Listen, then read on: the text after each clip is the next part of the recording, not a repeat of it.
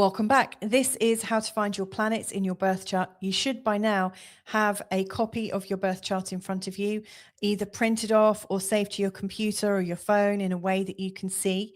Now, what I'm going to do is take you through just the planetary side of this particular chart. I'm also going to introduce you to the 5 Minute Astrology Quick Map. So this is just one sheet that you can also print off that's got a little bit of detail on there for you.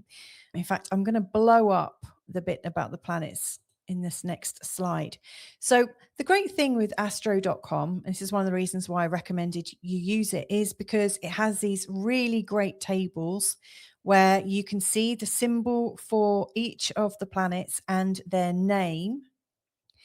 And the planets, according to where they were in the sky at the unique time, place, and date of your birth, are arranged within this chart. Now, over the next couple of episodes, you'll learn more about the spaces here in the chart and also the signs. But for now, all you need to know is how to locate your planets. So, for instance, the sun is this symbol here that looks like a circle with a little circle inside, almost like you're looking down on a Mexican hat. And you can see that the sun is at 29 degrees of a particular sign. That's all you need to know for now. You can also locate Mercury and Venus and Mars. So this map represents, if you were in the middle of this chart where my cursor is, if you were looking up at the skies, if you could see when you're a baby, or if somebody was looking up at the sky and taking an image of the direction that all the planets were in based on your unique time, place, and date of birth, this is how they would be mapped out from our unique position. Now, you'll see here that they're listed in a particular order. You've got the sun and the moon, first of all, the two luminaries, and then you've got the planets in order that they are from the sun. So you've got Mercury, Venus, Mars.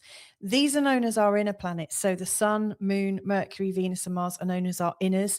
These are the planets that relate to our identifiable personality. And you'll learn more about that in due course.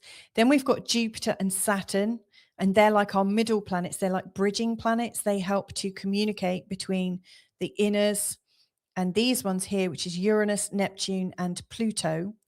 And then there's a couple of other points, and I'm going to talk about these at a future time. And finally, you might hear in astrology circles people talking about Chiron.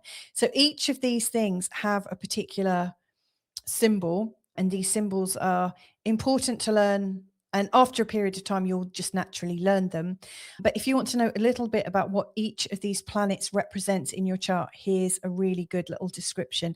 So these are just three key core words describing the function of the planets. Now, the planets are important because they're describing the who. You know, with astrology, we have who, what, where, and also kind of when as well. Now, the planets are describing what kind of character might be in your life, or what part of you is responding to something in your life.